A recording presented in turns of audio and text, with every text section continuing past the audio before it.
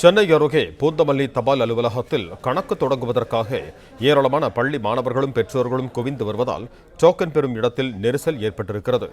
இது தொடர்பான கூடுதல் விவரங்களை தருகிறார் எமது செய்தியாளர் பிரேம். வணக்கம் பிரேம், உங்களிடம் இருக்கும் தகவல்களை சொல்லுங்க. திருவள்ளூர் மாவட்டம் பூந்தமல்லி தபால் அலுவலகம் செயல்பட்டு வருகிறது. இங்கு நாள்தோறும் முதியோர் உதவித்தொகை, மகளிர் உதவித்தொகை உள்ளிட்ட தொகைகள் வழங்குவதற்கான தபால் நிலையம் செயல்பட்டு வருகிறது. குறிப்பாக அரசாங்கம் பள்ளி மாணவர்களுக்கு பத்தாம் வகுப்பு மற்றும் 12ஆம் வகுப்பு அரசு வழங்கும் கல்வி நிதி உதவியை பெறுவதற்காக இங்கு தபால் கணக்கு தொடங்குவதற்காக ஏராளமான பள்ளி மாணவர்கள் மற்றும் பெற்றோர்களும் சென்றனர்.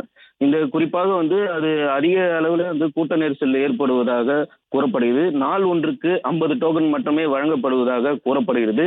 இந்த நிலையில் காலை முதலே பள்ளி மாணவர்களும் மற்றும் பெற்றோர்களும் டோக்கன் வாங்குவதற்காக முந்தி சென்றனர். குறிப்பாக சனிக்கிழமை மற்றும் ஞாயிற்றுக்கிழமை விடுமுறை என்பதால் பள்ளி செயல்படும் நாட்கள் மட்டுமே மாணவர்கள் இதனால் விடுமுறை எடுத்து கணக்கு தொடர்வதாக கூறப்படுகிறது. இந்த நிலையில் முறையாக அரசாங்கம் பள்ளிகளிலே அவங்கவுங்க ஆவணங்களை பெற்று சென்று கணக்கை தொடங்கினால் நன்றாக இருக்கும் என பள்ளி மாணவர்களும் மற்றும் பெற்றோர்களும் குற்றம் சாட்டியுள்ளனர்.